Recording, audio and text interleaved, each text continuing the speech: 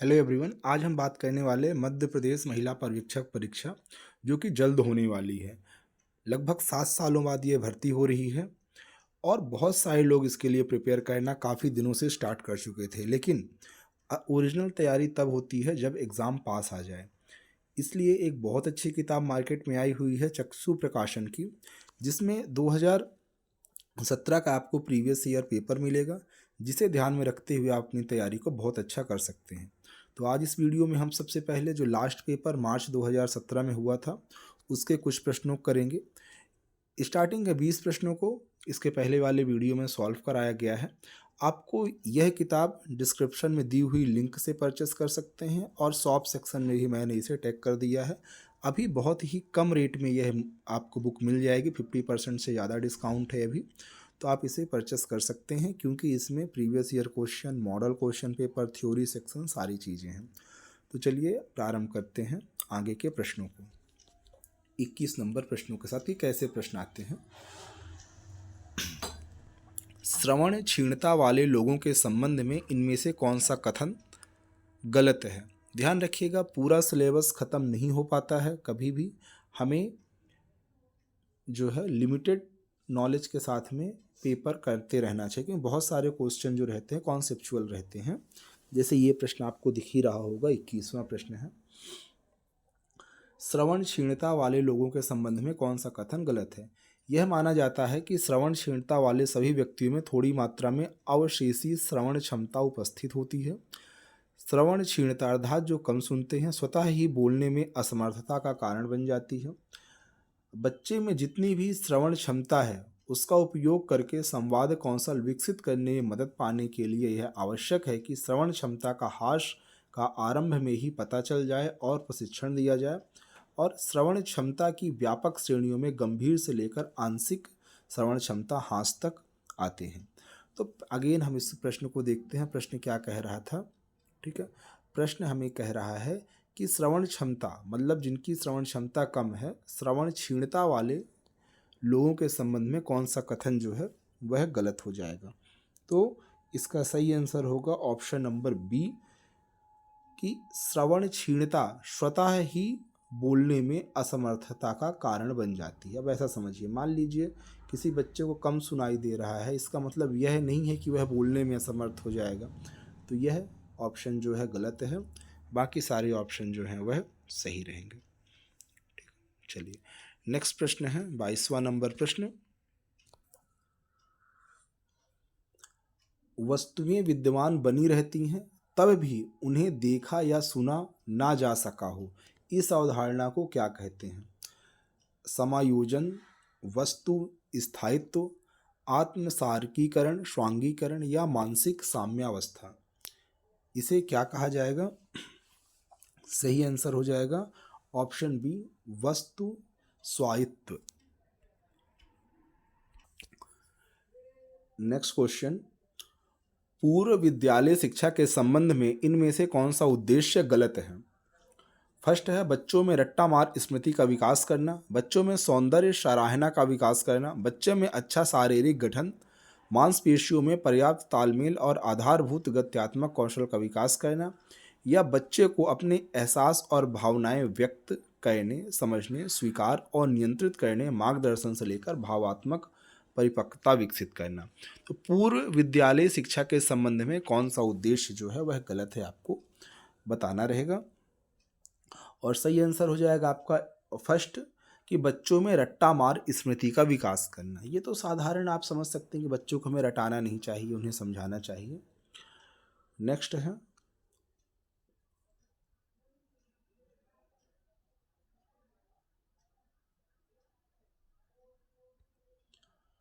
25वां प्रश्न है, सामग्री स्मृति में बनी रहे यह संभावना बढ़ाने के लिए सामग्री को संगठित व्यवस्थित करने की औपचारिक तकनीक को कहा जाता है। याद करना, अवधारणा निर्माण, अंतर्क्षेप या अभ्यास। सामग्री स्मृति में बनी रहे यह संभावना बढ़ाने की तकनीक को क्या कहा जाएगा। और सही आंसर हो जाएगा इसका ऑप्शन ए, याद करना। भाई जब याद करोगे ना तभी तो वो आपकी स्मृति में रहेगी, याद रहेगा।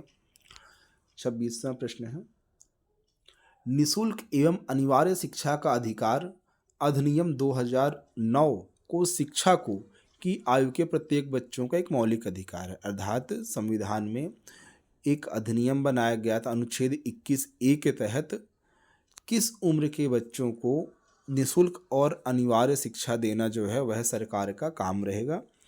और इस रेंज में आएंगे 6 से 14 वर्ष तक के बच्चे, उन्हें राइट टू एजुकेशन 2009 के तहत उनका यह मौलिक अधिकार है कि उन्हें एक अच्छी शिक्षा मिले। 27वां प्रश्न है, अधिगमन की वह पहली अवस्था क्या कहलाती है जिसमें व्यक्ति यह जानता है कार्य में क्या आवश्यक है और कार्य के कुछ विशिष्ट घटक हैं। सही आंसर हो जाएगा ऑप्शन ए, संज्ञानात्मक अवस्था। 28 नंबर प्रश्न है, लाल फीता का प्रतीक है HIV संक्रमण की चपेट में आने प्रति सावधान रहने, HIV पॉजिटिव लोगों और एड्स पीड़ित लोगों की पहचान करने में, HIV पॉजिटिव लोगों और एड्स पीड़ित लोगों के साथ एकजुटता, या HIV संक्रमण से लड़ने के खतरे। लाल फीता आपने देखा होगा, कुछ ये इस तरह बना रहता है, यह किसका सिंबल है? और ये सिंबल हो जाएगा ऑप्शन सी, HIV पॉजिटिव लोगों और एड्स पीड़ित लोगों के साथ एकजुटता बनाए रखना। नेक्स्ट 29 प्रश्न है, इंदिरा गांधी राष्ट्रीय दिव्यांगजन पेंशन योजना द्वारा प्रदान की जाती है, किसके द्वारा प्रदान की जाती है? क्या सामाजिक न्याय एवं अधिकारिता मंत्रालय, या ग्रामीण विकास मंत्रालय, कार्मिक लोक शिकायत एवं पेंशन मंत्रालय, या दिव्यांगजन कार्य विभाग? तो 29 का सही आंसर होगा ऑप्शन बी,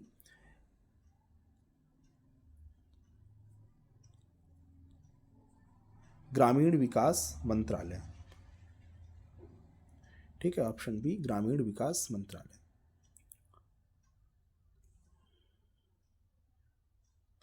नेक्स्ट क्वेश्चन है, चेतना का पूरा नाम क्या है? चेतना CACHETNA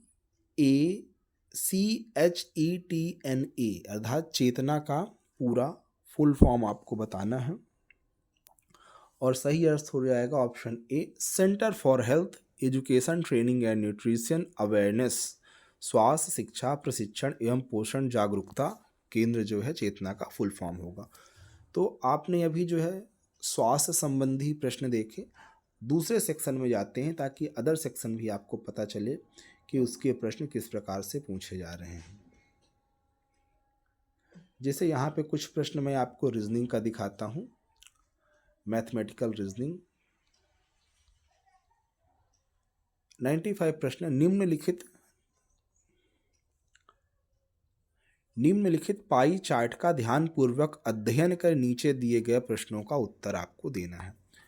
आप ये पाई चार्ट देख रहे हैं, यहाँ पे कुछ विद्यालय के बच्चों की संख्या दी हुई है, उसको परसेंट कि विद्यालय ए में 12%, बी में 9, सी में 26, डी में 18, विद्यालय ई में 29 और विद्यालय 6 में 6% है। और यदि कुल छात्रों की संख्या कितनी दी हुई है? 6000। तो आप ये अंदाज़ा लगा सकते हैं कि 6000 अगर 100% की जो वैल्यू है वह 6000 है, तो 1% की वैल्यू क्या हो जाएगी? 6000 में हमने 100 का डिवाइड कर दिया, मतलब 60, तो 1% की वैल्यू कितनी हो जाएगी? 60। तो जिसका भी अगर मान लो विद्यालय F पूछ रहा है, 6 का इंटू कर देंगे तो 360 हो जाएगा, और ए का पूछ रहा है तो 12 के इंटू 60 में करेंगे तो 12 छंग 72, 720 हो जाएंगे। इस तरह आसान प्रश्न है, पूछ सकते हैं। तो पहला प्रश्न है विद्यालय F और विद्यालय E के कुल छात्रों की संख्या में अंतर। तो देखिए, विद्यालय F में 6 हैं और विद्यालय E में आप देखेंगे तो 29 है, तो 6 और 29 का डिफरेंस आ जाए कितना? 23, 23। अब 23 में आप 6 का इंटू कर देंगे, तो 23 इंटू 6 करेंगे जब आप, तो आंसर आ जाएगा, हम यहाँ पे कर लेते हैं 23 इंटू 6, तो 23 तिहाई 69, 69 का डबल क्या हो जाएगा?